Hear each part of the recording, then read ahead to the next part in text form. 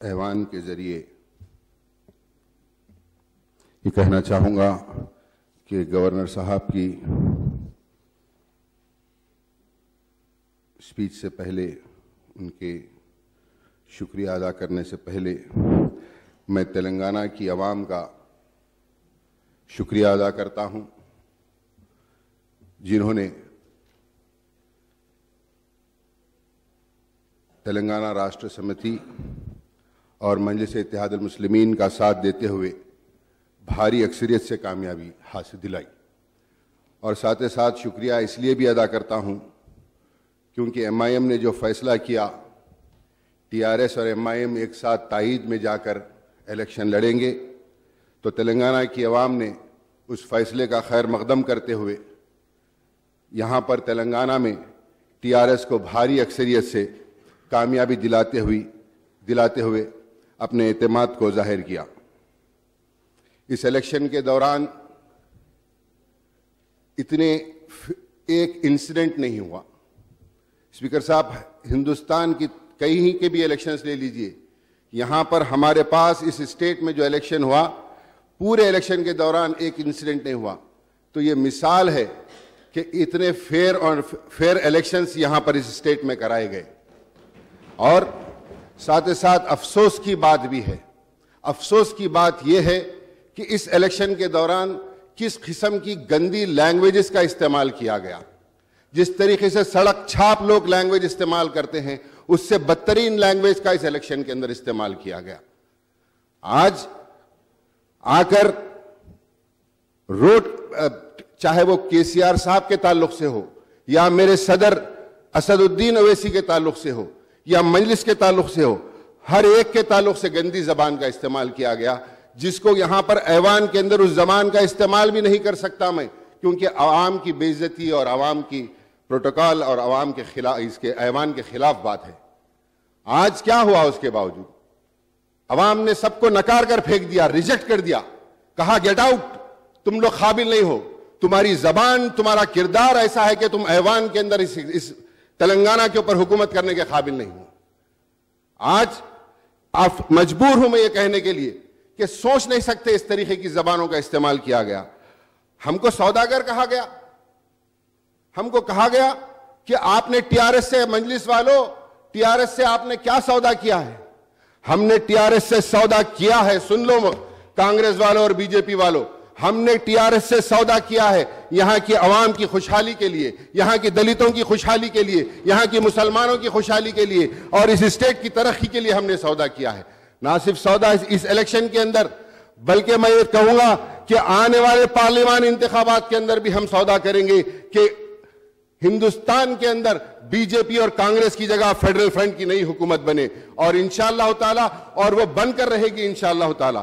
क्या कह रहे थे कांग्रेस के सदर कि मजलिस वालों तुमने कितना पैसा लिया? अरे तुम क्या पैसों की बात करोगे? पैसे तुम करोड़ों रुपए लेकर आके डाल दो, थूकते हैं हम उस पैसे के ऊपर। हम आवाम के लिए काम कर रहे हैं, आवाम के लिए।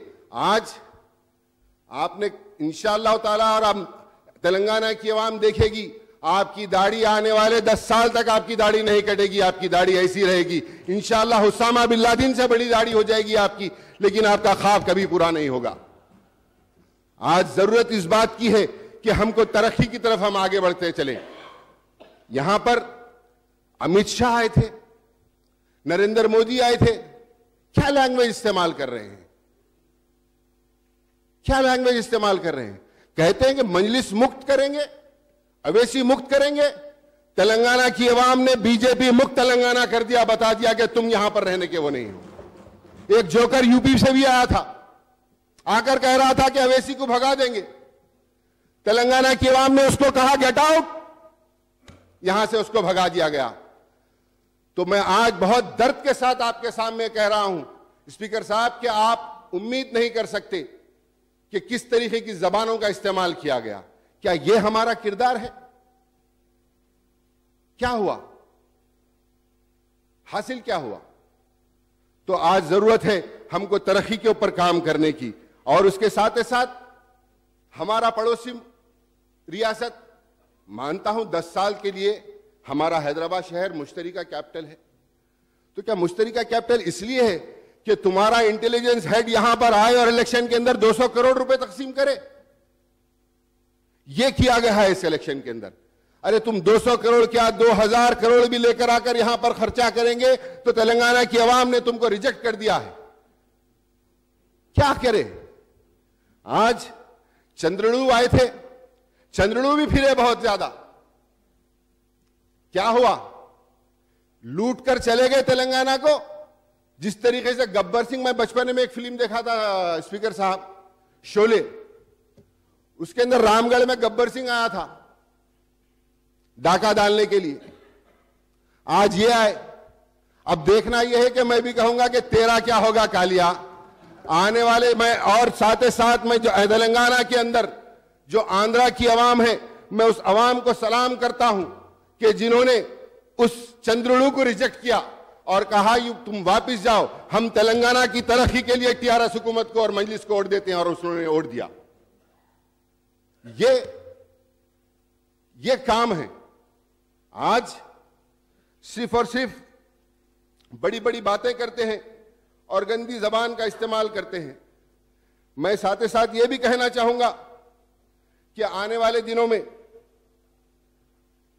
हिंदुस्तान के अंदर एमपी इलेक्शन आने वाले हैं। मैं चीफ मिनिस्टर साहब से कहूंगा कि अब बहुत हो गया, आप बैठिए मत। आप आपकी कैबिनेट जैसा बनाते हैं, जब बनाते हैं बनाइए, जिसको कैबिनेट में रखते हैं रखिए। आप निकलिए, आप हिंदुस्तान में निकलिए। आज जरूरत है हिंदुस्तान को बीजेपी और कांग्रेस मुक्त हुकूमत की। आप फेडरल फ्रंट के लिए आने वाले दिनों में ना सिर्फ हमने यहां पर सौदा, हमने तो सौदा एमपी इलेक्शन का भी टीआरएस से करेंगे। और यहां की तेलंगाना की आवाम और हिंदुस्तान की आवाम जगह जगह मेरा सदर जाकर बीजेपी और कांग्रेस के खिलाफ फेडरल फ्रंट के लिए कैंपेनिंग करेगा, जल्द से करेगा इंशाअल्लाह ताला। और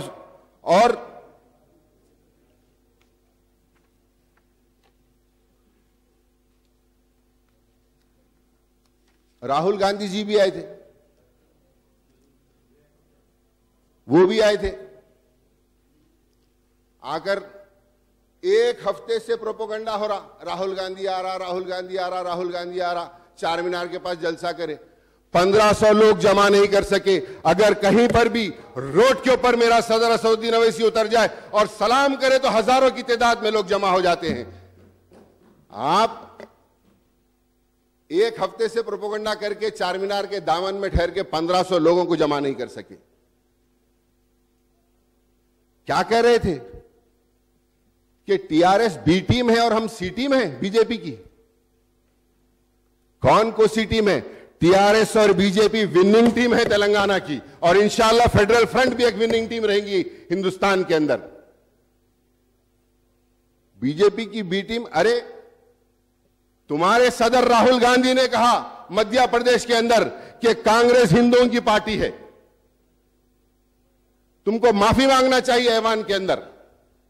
आज हमारे पर इल्जामात लगाते हैं। हम जब किरण कुमार रेड्डी की तायद करे तो हम बी टीम या सी टीम नहीं थे। इंशाअल्लाह चंद्रड़ू भी देखेंगे आने वाले इंतखाबात के अंदर, पार्लियामेंट इंतखाबात के अंदर आंध्रा की आवाम उनको भी वहां से गेट आउट कर देगी। मैं साथ ही साथ यह भी कहना चाहूंगा जनाब चीफ मिनिस्टर साहब से कि इस्लामिक सेंटर का फाउंडेशन स्टोन रखिए जो आपने सैंक्शन किया है। उस्मानिया जनरल हॉस्पिटल की बिल्डिंग, नई बिल्डिंग बनाने का है। पुरानी बिल्डिंग बहुत ही बेहतरीन पुरानी बिल्डिंग है और नई बिल्डिंग भी हमको तामीर करने का है। और साथ ही साथ साउथ जोन और वेस्ट जोन के जोनल कमिश्नर को स्पेशल डेवलपमेंट फंड्स की जरूरत है, ताकि स्पेशल डेवलपमेंट फंड्स जारी होंगे तो वहां पर काम होंगे। और इलेक्शन के दौरान उर्दू पोस्ट डी रिजर्व करने के लिए फाइल सीएम साहब सीएमओ ऑफिस के अंदर है। अगर वो फाइल डी रिजर्व कर देंगे आप उर्दू पोस्टों की तो करीब 500 टीचर्स को, 500 लोगों को नौकरी मिल जाएगी। तो मैं गुजारिश करूंगा कि आप वो कर दे। आज जरूरत है ग्रेवयार्ड्स की। मैं हुकूमत से गुजारिश करूंगा कि वो जमीन दे हमारे पास महदवी कम्युनिटी के लिए कब्रिस्तान की ज़रूरत है, हमारे पास शिया कम्युनिटी के लिए कब्रिस्तान की ज़रूरत है, सुन्नी कम्युनिटी के लिए ज़रूरत है, क्रिश्चियनों के लिए ज़रूरत है। ये बहुत ज़ेरीना मुतालबा है। मैं हुकूमत से गुजारिश करूँगा कि वो इसके ऊपर काम करते हुए कब्रिस्तानों के लिए ज़मीन अलाट की जाए। टीआरएस को भारी तादाद के अंदर अवाम ने एतमाद करते हुए हुकूमत करने का दोबारा मौका दिया है। और इंशाअल्लाह ताला 2017 के अंदर 2019 के पार्लिमानी इंतखाबात में भी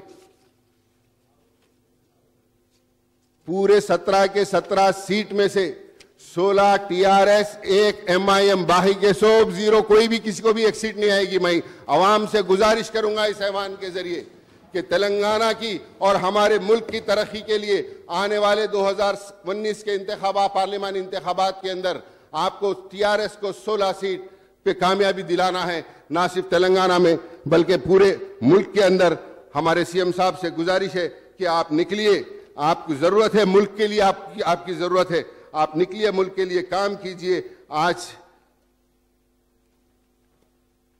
आपकी जरूरत मुल्क के लिए है। और मैं साथ ही साथ गवर्नर साहब की स्पीच के ऊपर मैं कहना चाहूंगा कि आज the state has become power surplus within no time, and the work on the irrigation project including Kaleshwaram has reached a hectic pace, and very soon a lakh of acre of farmland will get assured water for 2 crops. The survey and purification land record, Mission Kakatiya, farm loan waiver up to rupees 1 lakh, Raitu Bandhu, Raitu Bima scheme have proved to be a boon for the farmers and farm sector. Mission Bhagirath scheme has launched for the first time in the country to provide piped drinking water supply to each household in the state. Within few months, the scheme will be completed and supply of piped water to most of the households would be ensured. Similarly, the Hyderabad Metropolitan Water Supply and Sewerage Board has taken up the supply of drinking water to all habitants under HMDA area and up to outer ring road boundaries. Truly, Telangana has become a role model in implementation of welfare schemes for almost every section of society: Dalits, Adivasis, backward class, minorities, and Asra, etc. Asra pension, Kalyan Lakshmi and Shadi Mubarak scheme, distribution of sheep and fish seedlings, assistance for handloom weavers, and schemes for assisting those engaged in traditional vocation have helped lakhs of beneficiaries and the proper sanctions of the society. IT sector के अंदर भी हमने काफी हद तक काम किया है, काफी हद तक हमने IT सेक्टर को प्रमोट किया है, जिसकी वजह से कई बेरोजगार नौजवानों को रोजगार के मौके फराहम हुए। मैं चीफ मिनिस्टर साहब से गुजारिश करूंगा कि चीफ मिनिस्टर साहब, IT के लिए आप जो है पुराने शहर के पेरिफेरी एरियाज के अंदर और खास तौर के ऊपर मलकपेट कॉन्स्टिट्यूंसी के अंदर, जिससे आप बखूबी वाकिफ है कि वहां पर 65 एकड़ जमीन है, जिसमें बी ब्लॉक्स, बी क्वार्टर्स के नाम के ऊपर क्वार्टर्स है, जो बहुत ही मखदूश हालत में, डिलैबिडेटेड कंडीशन के अंदर है, और मेट्रो रेल की कनेक्टिविटी भी बहुत अच्छी तरीके से हो चुकी है। मैं आपसे गुजारिश करूंगा, पुराने शहर के डेवलपमेंट और रोजगार के मौके फराहम करने के लिए अगर वो 65 एकड़ जमीन के ऊपर आप IT पार्क या IT हब अगर से बना दें, तो वहां के नौजवानों को रोजगार के अंदर काफी मौके आएंगे, क्योंकि हमेशा शहर के इस हिस्से के अंदर कभी भी IT डेवलपमेंट के लिए, IT प्रोफेशनल्स के लिए और यूथ के लिए काम नहीं किया गया।